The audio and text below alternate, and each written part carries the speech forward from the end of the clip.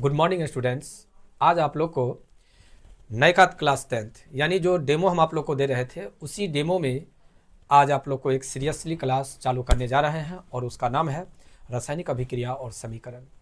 पहले मैं आप लोग को ये बतला दूं, जो रासायनिक अभिक्रिया और समीकरण जो चैप्टर आप लोग को हम पढ़ाने के लिए जा रहे हैं इसमें मानना पड़ेगा आपको। अब कहिएगा सर मानना क्या पड़ेगा, तो एक बात बताइए, H2SO4 सल्फ्यूरिक अम्ल है। क्या सल्फ्यूरिक अम्ल को हम आप लोग के सामने में ला सकते हैं? कभी ला तो नहीं सकते हैं, तो पढ़ाएंगे ही ना। केमिस्ट्री में जो भी एक्सप्लेनेशन करना होगा, जो भी हमें एग्जाम्पल देना होगा, उस एग्जाम्पल को आपको समझना होगा। केवल जैसे हम कहते हैं अभिक्रिया के फलस्वरूप ये परिवर्तन होता है, तो जो परिवर्तन संभव है, जो दिखाई देता है, जो भौतिक अवस्था के रूप में होगा, हम उसी को न एक्सप्लेन कर सकते हैं। जो रासायनिक अभिक्रिया के फलस्वरूप होगा, क्या हम उसको कुछ कर सकते हैं? नहीं कर सकते हैं। लेकिन केमिस्ट्री के क्लास को बड़ा अच्छा से पढ़ना, क्योंकि भौतिकी का क्लास, जीव विज्ञान का क्लास तुम्हारे जीवन से रिलेटेड है, तो आधा पढ़ोगे तब आधा वैसे बन जाएगा। लेकिन तुमको इसमें यानी रसायन विज्ञान में तुमको पढ़ना पड़ेगा, क्योंकि रसायन विज्ञान में तो केवल कल्पना करोगे ना, वो चीज तो तुम्हारे सामने में है नहीं। ऑक्सीजन हम लोग लेते हैं सांस में, क्या ऑक्सीजन का संकेत ऊ होता है? क्या होता है ना, जानते भी हैं, जो हॉस्पिटल में होता है। लेकिन अभी हम लोग उसके पास गए हैं, उसका विश्लेषण किए हैं, उसके बारे में पूरा डिटेल लिए हैं? नहीं लिए हैं, तो केवल कल्पना किए हैं। तो इस प्रकार से आप लोग ध्यान दीजिएगा। वैसे हमारी इच्छा है, और इच्छा नहीं है, हम आप लोग के बीच फुल कोशिश करेंगे जो अच्छा से हम समझा करके आप लोग को बतलाएं और समझ में भी आ जाएगा। लेकिन और पेपर से यानी और सब्जेक्ट से थोड़ा ज़्यादा इस पर ध्यान दीजिएगा, तो ये भी क्लियर हो जाएगा।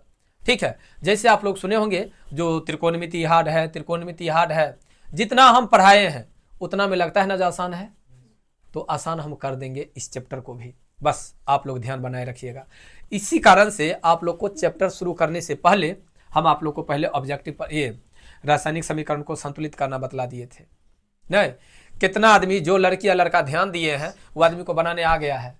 जबकि ये चैप्टर में समझ गए ना, रासायनिक अभिक्रिया और समीकरण चैप्टर में बैलेंस करने के लिए दे दिया जाता है, तो अच्छा विद्यार्थी झूल जाता है। जबकि आप लोग को यह चीज़ पता चल गया जो कौन विधि से हम लोग सिद्ध कर, मतलब उसको बैलेंस कर रहे हैं, सो है कि नहीं। तो अच्छा से पढ़िएगा, मन से पढ़िएगा। देखिए आपके बीच में जो हम लेकर के आए हैं इसका नाम है रासायनिक अभिक्रिया एवं समीकरण। तो सबसे पहले तो आपको मैं बतला दूं, ये चैप्टर का मतलब समझ लीजिए। रासायनिक का मतलब पहले समझ लीजिए, वैसा परिवर्तन जो दिखाई नहीं देता है उसको हम लोग रासायनिक परिवर्तन कहते हैं, यानी रसायन कहते हैं। रसायन में क्या होता है, जो एक अभिक्रिया होती है। जैसे देखिए आपको H+O2 और समीकरण दिए तो H2O, तो इसी को हम पूरा चैप्टर कह सकते हैं। कैसे? तो देखिए ये जो H+O2 समीकरण का चिन्ह H2O हुआ, ये तो हम लोग देखे नहीं, तो ये हो गया कौन चीज? रासायनिक। और ये जो हुआ इसको हम लोग कहेंगे अभिक्रिया, और ये जो लिखे वो है आपको एक समीकरण। बात समझ में आ गई? तो ये तो शॉर्ट हुआ। अब इस शॉर्ट के अंतर्गत कौन कौन इसके पेंट हैं, उस पेंट को देखा जाए। चलिए, यानी टॉपिक को देखा जाए। आइए, दिखाई दे रहा है फिगर से दिखाई दे रहा है जो केमिस्ट्री है। और कभी भी केमिस्ट्री का प्रयोग करने के लिए जाएंगे, कभी भी केमिस्ट्री का अगर प्रयोग करेंगे कोई भी लड़की और लड़का, तो इतना जरूर याद रखिएगा, जो खाली हाथ से नहीं, हाथ में जरूर कोई ना कोई चीज़ पहन लीजिएगा, यानी ग्लव्स जो होता है पहन करके प्रयोग कीजिएगा। एक बार की कहानी है, मैं जब इंटर में था, मैं BRB कॉलेज का स्टूडेंट हूँ, तो कैल्शियम कार्बोनेट का प्रयोग करने के लिए सर हम लोग को बतलाए। तो जब कैल्शियम कार्बोनेट का प्रयोग बतलाए तो सर स्टेज पे चले गए। स्टेज मतलब थोड़ा ऊंचा बनाया हुआ था, पीछे बोर्ड था, बोर्ड पे सब प्रयोग ऐसे था। अभी ना अब स्मार्ट बोर्ड का ज़माना आ गया, पहले तो वही व्हाइट बोर्ड होता था, ब्लैक बोर्ड होता था। तो ब्लैक बोर्ड पर सर चौक से पूरा लिख दिए, और सब बच्चा सबको कहे बउआ सब अपना अपना जगह पर चले जाओ। तो लैब में ऐसे बेंच डेस्क नहीं होता है, केवल बेंच होता है, और बेंच भी थोड़ा चौड़ा होता है बेंच, समझ गए ना। उसमें पूरा सेटिंग किया रहता है केमिस्ट्री का जो रहता है लैब का सिस्टम। कभी BRB कॉलेज जाइएगा, BRB कॉलेज का हम स्टूडेंट है, तो हम BRB कॉलेज में गए हुए हैं, देखे हुए हैं, तो सबका प्रयोग के लिए। हाँ, नाम बतला दिए बोर्ड पर अपना, मतलब स्टेज पे टेबल पर सब कुछ रखे हुए थे, बतलाते थे इसका नाम बीकर है, इसका नाम परखनली है, इसका नाम छन्ना पत्री है, सब सर बतला दिए। बतलाने के बाद सब प्रयोग करने के लिए कहे। तो विद्यार्थी का कैसन माइंड होता है वो तो सब आदमी समझबे करते हैं। तो हम 3-4 गो जो लड़का थे तो हम लोग माइंड लगा दिए दो सर इन्हें सब कुछ बतला कर क्या कहे जो ऐसे ऐसे प्रयोग करो, और झूठे का हम कुछ में 3-4 गो लड़का मिल करके दे दिए। और वो जो बउआ मिलाए क्या मिलाए ये भी मुझे पता नहीं, लेकिन मिला दिए। और ये प्रयोग में सब देख रहे हो ना, सब शीशा का है ना, सब शीशा था। जब धुआंने लगा तो अभी हमारा दोस्ते था, दोस्त कहा रे भाई यहाँ से निकल कहीं फुटते उठते, तो सब आदमी तन के साइड हुआ, वो सच में ब्रास्ट कर गया। तो बाहर से सर आए कहे कौन किया। विद्यार्थी में एकता होती है, कोई नाम नहीं लिया, समझ गए। आप बताइए अगर उस समय में अगर हम लोग तो थोड़ा भी अगर माइंड नहीं लगाते, अगर ये आवाज़ जो किया अगर आवाज़ करता तो हो सकता है शीशा का कने को दुगो चुभ जाता। तो हाँ क्या बोले, नहीं अभी का ज़माना को छोड़ दीजिए ना। अभी आप लोगों में क्या देखते हैं क्लास में, सब क्लास में, मैं तो एक क्लास नहीं टोटल 14 क्लास डील करता हूँ ना। मॉर्निंग 5 बजे से लेकर के इवनिंग का 8 बजे तक, 9 बजे तक, 10 बजे तक तो मेरा बैच रहता है। ठीक है, पूरे बैच 14 बैच में हम क्या देखते हैं, जो बच्चा आप पहले वाला नहीं है, पहले वाला बच्चा बदमाशियों करता था ना, तो पढ़ाई से रिलेटेड बदमाशी करता था। अभी क्या देखते हैं, जो दूसरे बदमाशी है, अक्सर बदमाशी सोशल मीडिया से रिलेटेड है। चाहे वो इतना छोटा बच्चा रहे चाहे इतना बड़ा बच्चा रहे, उसका एक ही मकसद होता है वायरल होना। समझ रहे हो ना कहानी को। इस वजह से तुम लोगों का पढ़ाई गलत है। लेकिन हम पढ़ाने के तत्पश्चात वो कहानी क्यों कहे, क्योंकि केमिस्ट्री में बड़ा खतरनाक चीज सब है। वैसे तुमको बतला दें, सल्फ्यूरिक अम्ल भी जहरे है एक तरह से, है कि नहीं। अब मान लो जहर को अगर हाथ से छू देंगे तो क्या होगा, हो सकता है कुछ ऐसा भी जहर है जो हाथ से छूने के बाद हाथ को गलाना चालू कर देगा, कुछ ऐसा भी है जो इसका चमड़ी को हटाना चालू कर देता है कि नहीं। जैसे जो बैटरी में देते हैं वो हाथ में लग जाता है तो हाथ का चमड़ी ऊपर से छिलका हटने लगता है ना। तो क्यों नहीं, जब हम ये बात अगर जानते हैं तो क्यों नहीं हम ग्लव्स का प्रयोग करेंगे। इसलिए आप लोग को बोल दिए। ठीक है, आइए अब चलते हैं हम आपके विषय वस्तु के हर एक टॉपिक को। सबसे पहले तो मैं आप लोग को ये बतला दूं, जो इसका जो मैंने बनाया है ये आपका क्वेश्चन नहीं है, ये आपके किताब का, ये आपके बुक का केमिस्ट्री का ये एक टॉपिक है जो भौतिक परिवर्तन। ठीक है, लेकिन हम इसको क्वेश्चन बना दिए हैं, क्योंकि अगर हम डायरेक्ट आपको कहते हैं जो बुआ भौतिक परिवर्तन बताओ, तो सर भौतिक परिवर्तन जैसे आप लोग देखे होंगे 9वां में कौन चैप्टर दिए थे बुआ तुम जो कही थी पढ़ाने के लिए अंतिम में, जिसका हमने कहे थे स्मरणीय तथ्य याद करके लाने के लिए, कौन बायोलॉजी में कोई एक चैप्टर साइंस में दिए थे ना, पूरा जो स्मरणीय था रेड कलर वाला। तो सब बच्चा जो फंसा था क्यों, क्योंकि उसमें तो मेन टॉपिक को एक्सप्लेन किया हुआ था। हाँ कौन चैप्टर था एक ध्यान में अभी नहीं आ रहा है। तो उसी बातों को हम ध्यान में रख करके हम उसी टॉपिक को क्या किया है, जो क्वेश्चन बना दिए हैं। तो अब तो तुमसे क्वेश्चन किया जा सकता है, वो भौतिक परिवर्तन किसे कहते हैं, क्वेश्चन तो हो गया। तो देखो, वह परिवर्तन जिसमें पदार्थ के भौतिक गुणों में परिवर्तन होता है परंतु रासायनिक गुणों में कोई परिवर्तन नहीं होता है, भौतिक परिवर्तन कहलाता है। और ये अभी बतला रहे हैं क्योंकि पिछले क्लास में वो मिस किए थे हम, जो हमसे सोनम क्वेश्चन की थी, लेकिन हम कहते थे ना ये ऐसा है, इसलिए हम स्पेशल आए हैं बतलाने के लिए। अभी तुमको याद आ जाएगा। बल्ब का जलना, जल में नमक का घोलना, मोम का पिघलना, जल का वाष्पीकरण, फलों से सलाद का बनना, मक्खन का बर्तन में पिघलना, कौन परिवर्तन है, भौतिक परिवर्तन है। याद आ गया कौन क्वेश्चन में हुआ था, सो पेपर का जलना। आओ, रासायनिक परिवर्तन किसे कहते हैं, वह परिवर्तन जिसमें पदार्थ के रासायनिक गुणों में परिवर्तन होता है परंतु भौतिक गुणों में कोई परिवर्तन नहीं होता है, उसे हम लोग रासायनिक परिवर्तन कहते हैं। दूध से दही का बनना, लोहे पर जंग का लगना, आयरन तथा सल्फर से आयरन सल्फाइड का बनना, लकड़ी और कागज का जलना। आ गया याद, तुम बोली थी सर यही होगा और हम कह दिए थे जो ये होगा। हो गया क्लियर, आज क्लियर हो गया। आइए अब हम लोग देखते हैं रासायनिक अभिक्रिया, जो इस चैप्टर का मेन टॉपिक है, रासायनिक अभिक्रिया और समीकरण। तो हम तुमको बतलाए थे, ये जो है थोड़ा अलग है। जब कोई पदार्थ अकेले या किसी अन्य पदार्थ से क्रिया करके भिन्न गुण वाले नए पदार्थों का निर्माण करता है, तब वह प्रक्रिया रासायनिक अभिक्रिया कहलाता है। ये हमारे माइंड में जो सेट है, जब कोई पदार्थ अकेले या किसी अन्य पदार्थ से मिल करके एक नए पदार्थ का निर्माण करता है जिसका गुण मूल पदार्थ के गुण से बिल्कुल अलग होता है, उसे हम लोग रासायनिक अभिक्रिया कहते हैं। जैसे देखो H2 प्लस Cl2, ये समीकरण HCl हो गया। बायोलॉजी में तुम लोग को बतलाए थे HCl क्या है बुआ, हाइड्रोक्लोरिक अम्ल है।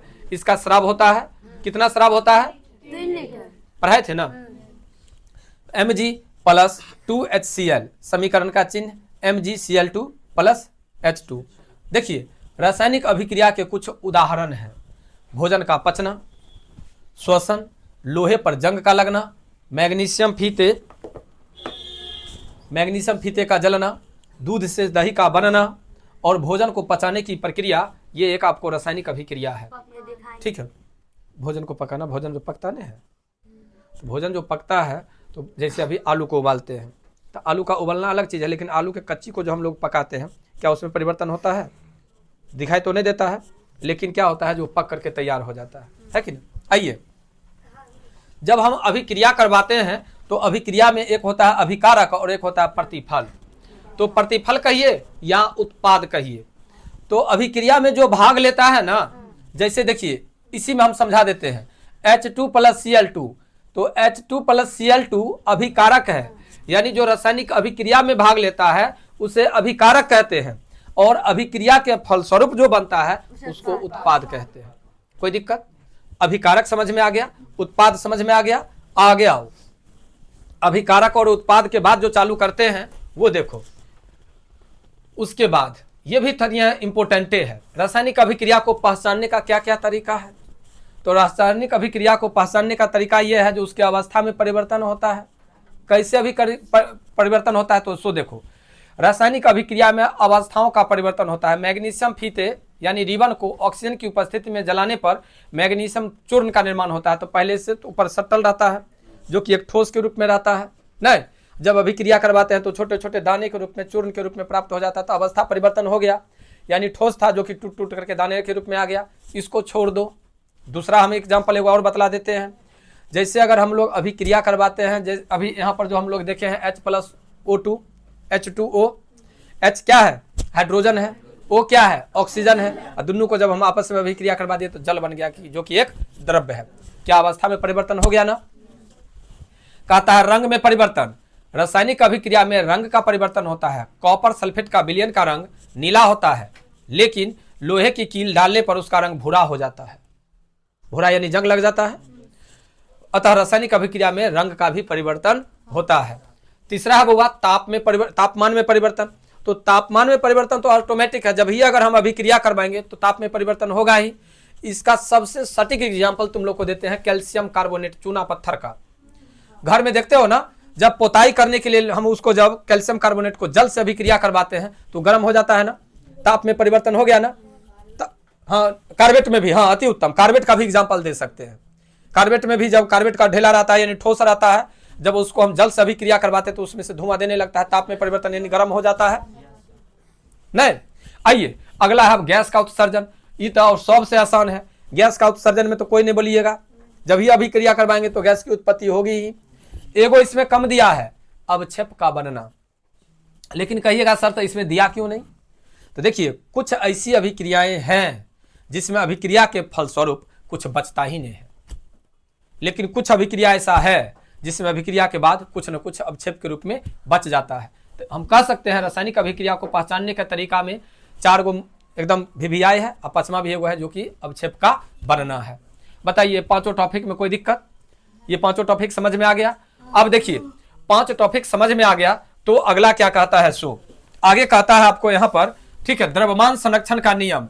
ये बउआ भारतीय भवन के किताब में ही नहीं है, भारतीय भवन के किताब में नहीं है, ये तुम्हारे समझ गया ना, एनसीईआरटी के किताब में है। ये क्वेश्चन और ये क्वेश्चन दोनों तुमको बहुत भिभियाई क्वेश्चन है।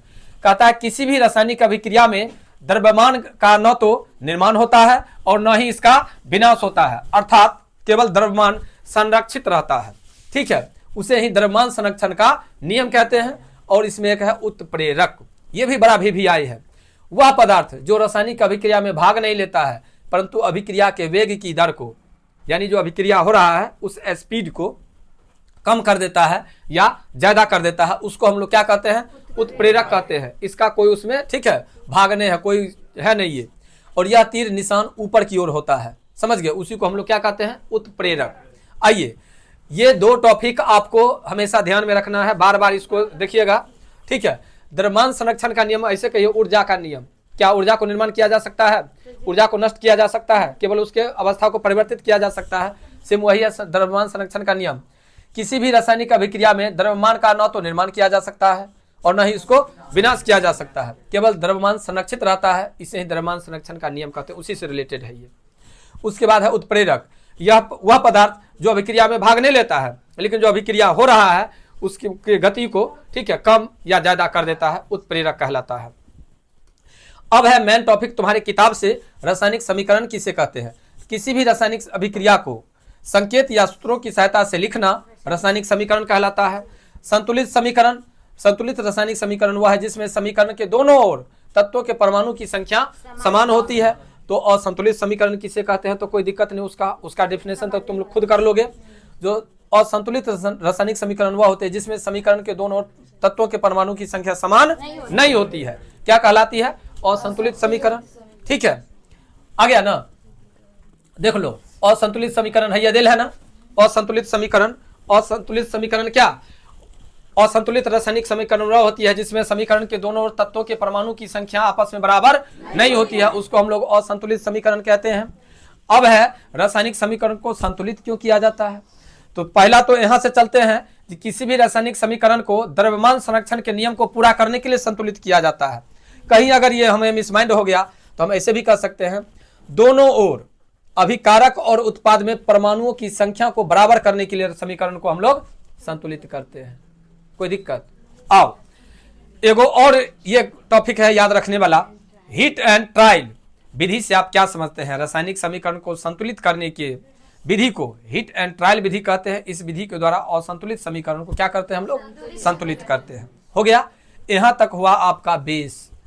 अब इस चैप्टर का मेन टॉपिक जो है, मेन, वो अब चालू होता है और वो ये है, देखिए, कहता है रासायनिक अभिक्रिया के प्रकार। रासायनिक अभिक्रिया के प्रकार में, ठीक है, पहला दिया है आपको संयोजन अभिक्रिया। तो भारतीय भवन का किताब निकालेंगे तो वहां पर केवल आपको संयोजन मिलेगा। क्या मिलेगा, संयोजन अभिक्रिया। लेकिन इसका एक और नाम है संश्लेषण अभिक्रिया। वैसा अभिक्रिया जिसमें दो या दो से अधिक पदार्थ आपस में मिलकर के एक नए पदार्थ का निर्माण करते हैं जिसका गुण मूल पदार्थ के गुण से अलग होता है, संयोजन अभिक्रिया कहलाता है। कैसे, तो ये क्या है, कार्बन, और ये क्या है, ऑक्सीजन, यानी कहिए C+O2 दोनों मिलकर के क्या निर्माण किया, CO2 का। अब देखिए, संयोजन अभिक्रिया कहता है जब दो या दो से अधिक पदार्थ, जब दो या दो से अधिक पदार्थ आपस में मिलकर के एक नए पदार्थ का निर्माण करते हैं। तो जब दो या दो से अधिक पदार्थ आपस में मिलकर के एक नए पदार्थ का निर्माण करते हैं जिसका गुण मूल पदार्थ के गुण से बिल्कुल अलग होता है, रासायनिक संयोजन के, मतलब संयोजन अभिक्रिया कहलाते हैं या रासायनिक अभिक्रिया कहलाते हैं। देखिए, रासायनिक अभिक्रिया का डेफिनेशन कहीं ना कहीं से संयोजन अभिक्रिया से मिलता जुलता है ना, नहीं। आइए, अब है वियोजन। तो संयोजन का उल्टा होगा वियोजन। इसमें क्या होगा, इसमें क्या होगा, जो इसमें एक भारी यौगिक टूट करके दो हल्के यौगिक का निर्माण करते हैं, उससे हम लोग वियोजन अभिक्रिया कहते हैं। इसमें क्या था, दो हल्के तत्व या यौगिक आपस में जुड़ करके एक नए तत्व ये यौगिक का निर्माण किए थे जिसका गुण मूल पदार्थ के गुण से अलग था।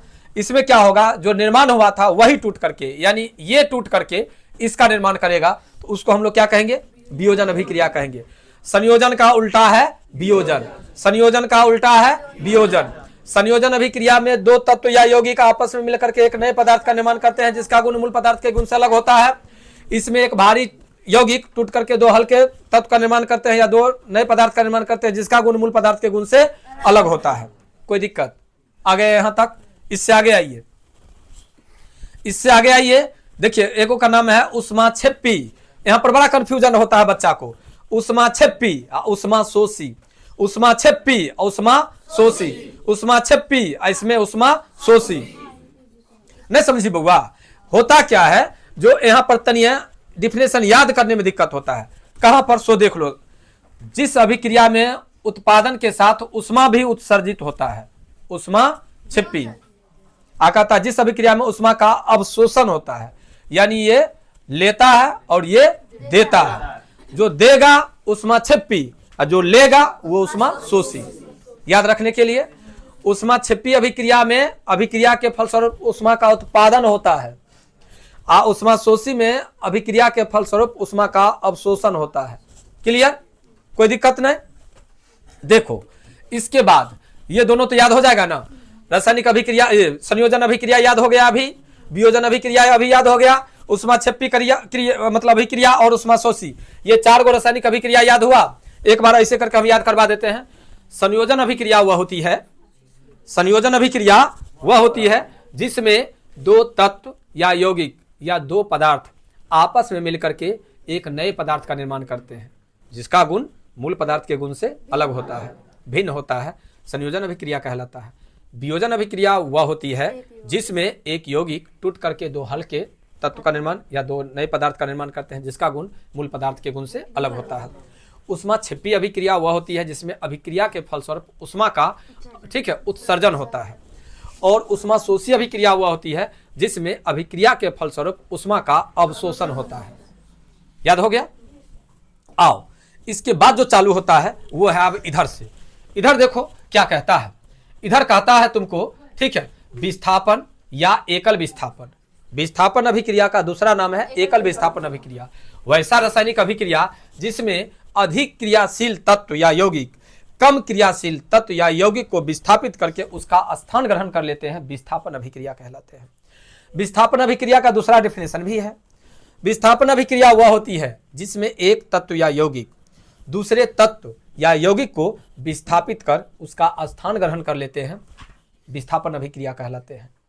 एकल विस्थापन अभिक्रिया में एक तत्व या यौगिक दूसरे तत्व या यौगिक को विस्थापित करके उसका स्थान ग्रहण कर लेते हैं, उसे हम लोग एकल विस्थापन अभिक्रिया कहते हैं। किताबी लैंग्वेज में वैसा रासायनिक अभिक्रिया जिसमें अधिक क्रियाशील धातु कम क्रियाशील धातु को, यानी अधिक क्रियाशील तत्व कम क्रियाशील तत्व को विस्थापित कर उसका स्थान ग्रहण कर लेते हैं, एकल विस्थापन अभिक्रिया या विस्थापन अभिक्रिया कहलाते हैं। कोई दिक्कत समझने के लिए देखो, Fe+CuSO4 यहां पर क्या कर दिया, ये अधिक क्रियाशील है तो ये कम क्रियाशील को यानी Cu को विस्थापित कर दिया और उसका स्थान ग्रहण कर लिया, है ना, ग्रहण कर ले। देखो यहां पर Cu है SO4 के बगल में और यहां पर आ गया कौन चीज, Fe, Cu को हटा दिया। कोई दिक्कत समझ में आ गया? आ गया। द्विविस्थापन अभिक्रिया, इसमें था एकल विस्थापन यानी एक तत्व या यौगिक, इसमें दुन्नु। द्विविस्थापन अभिक्रिया वैसी अभिक्रिया है जिसमें आयनों का आदान प्रदान, आयनों का आदान प्रदान करके वो अपना, ठीक है, अष्टक पूरा कर लेते हैं, उसको हम लोग, ठीक है, द्विविस्थापन अभिक्रिया कहते हैं। ठीक है, हाँ, तो यहां पर अष्टक नहीं कहेंगे, नए पदार्थ का निर्माण कर लेते हैं, क्योंकि अभिक्रिया कर रहे हैं ना, तो अभिक्रिया में अष्टक थोड़े पूरा होगा, इसमें तो नए पदार्थ का निर्माण होगा। तो इसमें एगो को विस्थापित करता था, इसमें दुन्नु को विस्थापित कर देता है। देखिए यहां पर नाम दिया है NaCl AgNO3। देखिए यहां पर क्या कर दिया, AgCl से अभिक्रिया कर लिया और NaNO3 से अभिक्रिया कर लिया। देख रहे हैं ना, एक बार फिर से एक्सप्लेन कर लेते हैं। एकल विस्थापन अभिक्रिया या विस्थापन अभिक्रिया वैसी रासायनिक अभिक्रिया है जिसमें एक तत्व या यौगिक दूसरे तत्व या यौगिक को विस्थापित करके उसका स्थान ग्रहण कर लेते हैं और नए तत्व का निर्माण कर लेते हैं या यौगिक का निर्माण कर लेते हैं। और द्विविस्थापन अभिक्रिया वह होती है जिसमें आयनों का आदान प्रदान करके, ठीक है, अपना नए पदार्थ का निर्माण कर लेते हैं। दूगो का, उसमें था एगो का और इसमें है दूगो का। कैसे, तो देख लो, NaCl AgNO3, तो Ag क्या कर लिया, NaCl से अभिक्रिया कर लिया और NaNO3 से अभिक्रिया कर लिया। बुआ 6 तक में कोई दिक्कत? 6 तक डिफिनेशन याद हो गया। आओ 7वां। अब बुआ तुम कह रही थी सर ई आसान है, जैसे ई दोनों को आसान कह दी हो वैसे इसको भी आसान कर लेना। उपचयन याद करना, उपचयन और अपचयन, उपचयन और अपचयन, उपचयन और अपचयन। उपचयन में ऑक्सीजन और अपचयन में हाइड्रोजन, उपचयन में ऑक्सीजन और अपचयन में हाइड्रोजन। इसमें ऑक्सीजन ग्रहण किया जाता है और हाइड्रोजन का त्याग किया जाता है। अपचयन में हाइड्रोजन को ग्रहण किया जाएगा और ऑक्सीजन को त्याग किया जाएगा। चलो तो 8 को याद हो गया। वैसी रासायनिक अभिक्रिया जिसमें ऑक्सीजन को ग्रहण किया जाता है और हाइड्रोजन को त्याग किया जाता है उपचयन रासायनिक अभिक्रिया कहलाता है। और अपचयन अभिक्रिया वैसी रासायनिक अभिक्रिया जिसमें हाइड्रोजन को ग्रहण किया जाता है और, क्लियर? आ जाओ आगे। रेडॉक्स अभिक्रिया, किसी रासायनिक समीकरण में उपचयन तथा अपचयन अभिक्रिया साथ साथ होती है जिसे हम लोग रेडॉक्स अभिक्रिया कहते हैं। 9 गो हो गया। आगे आओ, यहां तक तुम्हारा VVI था।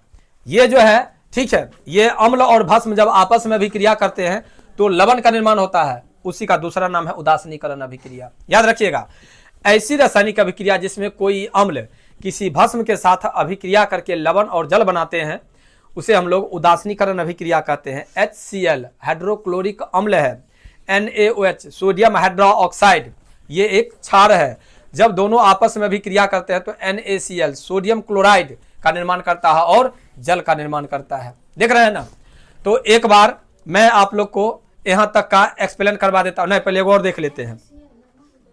कौन सी? नहीं, सोडियम क्लोराइड है, क्लोरीन से मिलकर के बना है। ठीक है, आगे आइए। अवक्षेपण अभिक्रिया, ये जो बउआ अवक्षेपण अभिक्रिया है इसको ऐसे ही याद कर लेना। अब अभिक्रिया के फलस्वरूप कुछ ना कुछ शेष के रूप में बचता है, उसे हम लोग अवक्षेपण अभिक्रिया कहते हैं। क्लियर है? लेकिन लिखने के लिए ऐसे याद करेंगे, ऐसी रासायनिक अभिक्रिया जिसमें कोई प्रतिफल ठोस के रूप में विलय से पृथक हो जाता है अवक्षेपण रासायनिक अभिक्रिया कहलाता है। यानी कुछ न कुछ जब अभिक्रिया करवाते हैं तो बच जाता है। इसको हम लोग समझने के लैंग्वेज में ऐसे समझते हैं, जब हम लोग खाना बनाते हैं तो लकड़ी को जलाते हैं, तो लकड़ी को जलाने के बाद यानी अभिक्रिया हो रहा है और अंतिम में राख बच जाता है ना, तो राख क्या हो जाएगा? अवक्षेपण अभिक्रिया। कोई दिक्कत? एक बार अब हम लोग इसको पहले याद कर लेते हैं, फिर आगे की ओर चलेंगे। सब आदमी हमारे साथ कनेक्शन में होइएगा। हाँ, बोलिएगा आप लोग। नहीं, हम एक बार बोल करके आप लोग को समझा देते हैं। माता रानी की अगर कृपा हुई और आप लोग अगर कॉन्शियस रहे तो अभी आपको याद हो जाएगा। रासायनिक अभिक्रिया के कितने प्रकार? यहाँ से 11। रासायनिक अभिक्रिया के कितने प्रकार? 11। 9 गो आप लोग को किताब में भी पढ़ने के लिए मिलता है। याद करते हैं। संयोजन अभिक्रिया, वियोजन अभिक्रिया, ऊष्माक्षेपी अभिक्रिया, ऊष्माशोषी अभिक्रिया, एकल विस्थापन अभिक्रिया, द्विविस्थापन अभिक्रिया, उपचयन अभिक्रिया, अपचयन अभिक्रिया, रेडॉक्स अभिक्रिया, उसके बाद आपको उदासीनीकरण अभिक्रिया और अवक्षेपण अभिक्रिया। क्लियर? संयोजन अभिक्रिया वह होती है जिसमें कोई तत्व या यौगिक, 2 या 2 से अधिक तत्व या यौगिक आपस में मिलकर के एक नए तत्व या यौगिक का निर्माण करते हैं, संयोजन अभिक्रिया कहलाते हैं। वियोजन अभिक्रिया में एक ठोस यौगिक टूट करके 2 हल्के तत्व या यौगिक का निर्माण करते हैं, वियोजन अभिक्रिया कहलाते हैं।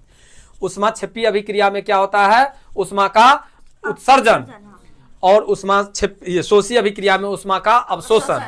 उसके बाद आपको चालू होता है एकल विस्थापन अभिक्रिया। एकल विस्थापन अभिक्रिया में एक तत्व या यौगिक दूसरे तत्व या यौगिक को विस्थापित करके उसका स्थान ग्रहण कर लेता है। इसको ऐसे कह सकते हैं, कोई प्रबल तत्व यानी तीव्र गति से जिसकी शक्ति अधिक होती है वह कम शक्ति वाले को विस्थापित करके उसका स्थान ग्रहण कर लेता है, उसको एकल विस्थापन अभिक्रिया कहते हैं। द्विविस्थापन में दोनों तत्व या यौगिक दोनों को, ठीक है, आदान प्रदान कर लेता है। इसको ऐसे कहेंगे, वह रासायनिक अभिक्रिया जिसमें कोई तत्व या यौगिक अपने आयनों का आदान प्रदान करके अपना, ठीक है, नए पदार्थ का निर्माण करता है जिसका गुण मूल पदार्थ के गुण से अलग होता है। उपचयन अभिक्रिया वह होती है जिसमें ऑक्सीजन को ग्रहण किया जाता है और हाइड्रोजन को त्याग किया जाता है। अपचयन अभिक्रिया वह होती है जिसमें ऑक्सीजन को त्याग किया जाता है और हाइड्रोजन को ग्रहण किया जाता है। रेडॉक्स अभिक्रिया, अपचयन और उपचयन अभिक्रिया एक साथ साथ होती है जिसे हम लोग रेडॉक्स अभिक्रिया कहते हैं। उदासीनीकरण अभिक्रिया वह होती है जिसमें कोई अम्ल भस्म से अभिक्रिया करके लवण और जल का निर्माण करते हैं। अवक्षेपण अभिक्रिया वह होती है जिसमें कोई भी अभिक्रिया करवाते हैं तो कुछ न कुछ ठोस के रूप में बच जाता है, उसे हम लोग अवक्षेपण अभिक्रिया कहते हैं। चलिए, मुझे उम्मीद है जो आप लोग को ये चीज समझ में आ गया होगा, अच्छा से आ गया होगा, लगभग कुछ स्टूडेंट को याद भी हो गया होगा। कोई दिक्कत? आगे चलें? क्या कहती हो बउआ? आगे बढ़ा जाए? आइए आगे की ओर चलते हैं। तो अब देखो, यहां तक खत्म होने के बाद अगर अभिक्रिया हुआ है तो संक्षारण तो जरूर होगा। संक्षारण मतलब समझते हैं ना, उसका ह्रास होना। देखिए, कहता जब कोई धातु अपने आसपास उपस्थित अम्ल, नमी आदि के संपर्क में आ जाती है तो वह संक्षारित हो जाती है और इस प्रक्रिया को संक्षारण कहते हैं। हम एग्जाम्पल देते हैं, घर बनने के लिए छौराता है खरीदा करके, रात में रखा था और सुबह में देखते हैं उस पर ओस की बूंदे बन गई है और भूरा कलर का हो गया। जब हाथ सटाते हैं तो पीला पीला भूरा कलर का लग जाता है, वही संक्षारित हो जाता है यानी कमजोर हो जाता है। यही कारण न है बउआ जो इस संक्षारण से बचाने के लिए हम लोग उस पर कलर कर देते हैं। जब नॉट बोल्ट खरीदने के लिए जाते हैं तो उसमें तेल लगा रहता है, कौन चीज से? ये संक्षारण से बचाने के लिए। देखिए 2 उपाय, लोहे को जंग से बचाने के लिए यानी संक्षारण होने से बचाने के लिए कौन कौन चीज करते हैं? तो लोहे को पेंट कर देते हैं, लोहे को ग्रीज में लगा करके रखते हैं। ग्रीज देखते हैं ना। आइए, विकृत गंधिता किसे कहते हैं? ये बड़ा इंपॉर्टेंट है फिर टॉपिक। किसी तेलीय या वसायुक्त पदार्थों को खुले वातावरण में रहने के बाद ऑक्सीजन से क्रिया करके दुर्गंधित या स्वाधीन हो जाना विकृत गंधिता कहते हैं। ये क्या है सो बतलाते हैं।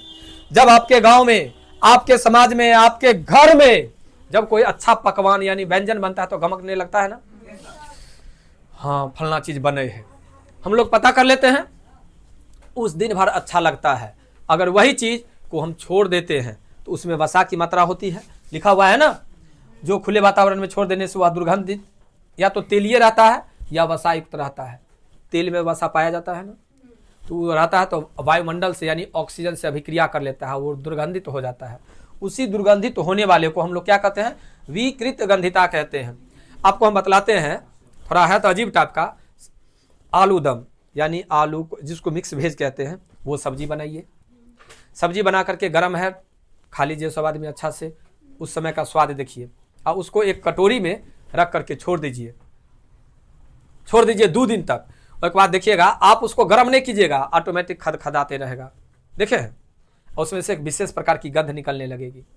तो वो जो विशेष प्रकार की गंध निकलने लगती है वो गर्मी के कारण, गर्मी बाद की चीज है, पहले वो क्या किया, ऑक्सीजन से अभिक्रिया कर लिया, और अभिक्रिया करके वो स्वादहीन हो गया, गंध वाला हो गया, जिसको हम लोग क्या कहते हैं, विकृत गंधिता कहते हैं। समझने में कोई दिक्कत? आगे अब है दहन। तो दहन का तो परिभाषा तुम लोग 8वें 9वां से पढ़ते आए हो। दहन वह पदार्थ है जो जलने के बाद उष्मा और प्रकाश उत्पन्न करता है, क्या कहलाता है, दहन कहलाता है। आगे आओ।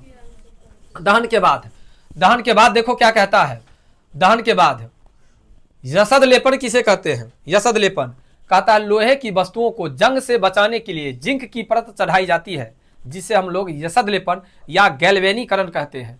लोहे की वस्तुओं को, हेल्डिंग देखे हो, साइकिल का हेल्डिंग, क्या साइकिल का हेल्डिंग स्टील का रहता है?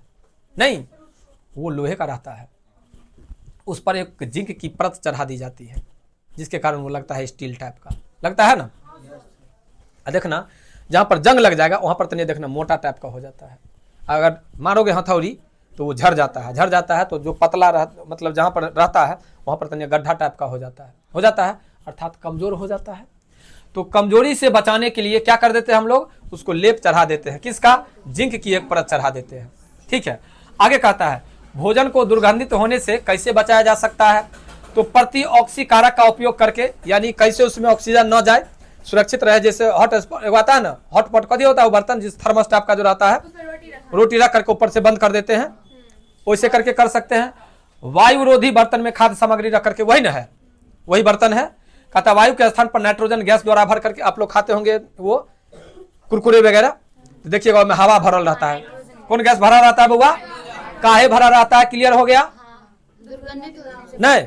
तो हमारे गांव में क्या कहता, ठकई चलता है, देखना दादी दादा क्या बोलेंगे, या हाँ ठकई चलता है, मैं गैस भर दल के ना 2 गोई में पन्नी है, रे बाबू ठकने के लिए नहीं, इसलिए भर दिया क्योंकि आज न बना है, वो बिकेगा 10 दिन बाद, 20 दिन बाद, 1 महीना बाद बिकेगा मार्केट में, तो उसमें गैस रहेगा तब ना वो खराब नहीं होगा। ठीक है, उसके बाद कहता है शीतलन द्वारा, यानी ठंडा जगह पर रख करके। लेकिन एक बात कहते हैं आप लोग को, किताब में नाम नहीं दिया है, बउआ ध्यान दो, किताब में नाम नहीं दिया है, लेकिन तुम लोग को हम कह देते हैं फ्रिज में कोई चीज को नहीं रखना। ठीक है, क्या है फ्रिज में, जैसे एसी, हम तुम लोग के लिए एसी जरूर लगाए हुए हैं, सुविधा के लिए लगाए हुए हैं बच्चा के, लेकिन एसी साइड इफेक्ट है। जब क्लास में चलने लगता है एसी तो ठंडा तो लगेगा, लेकिन जैसे ही बाहर जाओगे तो शरीर नोचने लगता है, मतलब उसमें चुभने लगता है और शरीर काला टाइप का होने लगता है। सेम उसी प्रकार से फ्रिज में है, जो इसमें रहता है क्लोरोफ्लोरो है, तो वो में रहता है गैस, और गैस के कारण उसको तो ठंडा कर देता है, लेकिन वो जहर हो जाता है। ठीक है, अगर खाना है तो जिनके पास में जितना कैपेसिटी है उसके कैपेसिटी के अकॉर्डिंग ताज़ा खाइए, लेकिन गैस उसमें नहीं रखिए। हाँ, जैसे कोनो सामान वामान खरीद करके ले गए, घर है तो जमीन पर रख दीजिए, अपना ठंडा रहेगा। ठीक है, लेकिन फ्रिज में नहीं रखिए। फ्रिज दुकानदार घाइयो है कोई, मेरे गालियो देगा, के है दुकानदार, फ्रिज के दुकानदार, फ्रिज दुकानदार नहीं ना है, फ्रिज नहीं ना बेचता है, तब तो फ्रिज का सामान न बेचता है, फ्रिज वाला के लिए रखने बुराई हो रहा है कि। आइए बउआ, एगो ध्यान दिया था तुम लोग, हम क्वेश्चन लिखवाए थे, जो वायु में दहन करने से पहले मैग्नीशियम रिबन को साफ क्यों किया जाता है, मैग्नीशियम रिबन को साफ करने वाला क्वेश्चन बतलाए थे ना। देखो भैया दिल है ना, ये तुम्हारा 3 नंबर का है ऑब्जेक्ट, ये रहेगा लघुत्तरीय में। वायु में दहन करने से पहले मैग्नीशियम रिबन को साफ इसलिए किया जाता है क्योंकि मैग्नीशियम धातु मतलब अधिक क्रियाशील होता है। जब यह वायु के संपर्क में आता है तो इसकी सतह पर मैग्नीशियम ऑक्साइड यानी ऑक्सीजन से अभिक्रिया करके अपने ऊपर एक ऑक्साइड की परत जमा लेती है, जो दहन को रोकती है, इसलिए उसको रगड़ करके साफ कर देते हैं ताकि अभिक्रिया आसानी से हो सके। क्या बोलेंगे हम? कहेंगे मैग्नीशियम को खुली वायुमंडल में छोड़ने से मैग्नीशियम वायु से अभिक्रिया करके यानी ऑक्सीजन से अभिक्रिया करके अपने ऊपर एक ऑक्साइड की परत चढ़ा लेती है, जिससे दहन की क्रिया पूर्ण रूप से नहीं हो पाती है। दहन की क्रिया पूर्ण रूप से हो, इसलिए हम उसको रगड़ करके साफ कर देते हैं। कोई दिक्कत? आगे आओ। अब है रासायनिक समीकरण, रासायनिक अभिक्रियाओं के लिए संतुलित समीकरण लिखिए। तो hydrogen plus chlorine, hydrogen chloride, ये आपको दिया हुआ है 3 गो, ये तीनों देल है। क्लियर है?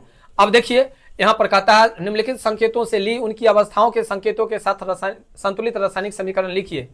जल में बेरियम क्लोराइड तथा सोडियम सल्फेट के विलयन अभिक्रिया करके सोडियम क्लोराइड का विलयन तथा अघुलनशील बेरियम सल्फेट का अवक्षेप बनता है। तो ये तो हिंदी में लिखल है, एक आपको रासायनिक संकेत में लिखना है। समझ गए? देख लीजिए। आगे आइए, इसके बाद ये है आपका क्वेश्चन आंसर। ठीक है, ये हो गया। हम आपको छोड़ रहे हैं, यानी रोक लीजिएगा तब फिर उतारिएगा। फिर देखिए यहां से, ये तो आप लोगों को क्लियर हम करवाइए दिए थे, हो गया। अब देखिए यहां से है आपका ऑब्जेक्टिव, वो चारों हम कल आप लोग से सुन लिए थे, और आप लोगों ने जब नहीं पढ़ा था तब तो चारों का आंसर आसानी से दिया था। आज तो मैं मन से आप लोग को पढ़ा दिया हूं। क्या लगता है आप लोग को याद करना पड़ेगा? ठीक है, तो मुझे उम्मीद है ये चैप्टर आप लोग को अच्छा लगा होगा। ठीक है, समझ में भी आ गया होगा। अगर समझ में आ गया होगा तो एकदम खूब कस करके, इसको कस करके मतलब पटक करके नहीं, अच्छा से कमेंट कीजिएगा, और आप लोग का दोस्त होगा, ठीक है, तो उसके बीच इसको शेयर कीजिएगा। और कैसा लगा वीडियो ये जरूर मुझे बताइएगा। आप लोग के कमेंट का मुझे इंतजार रहेगा। तब तक के लिए बाय।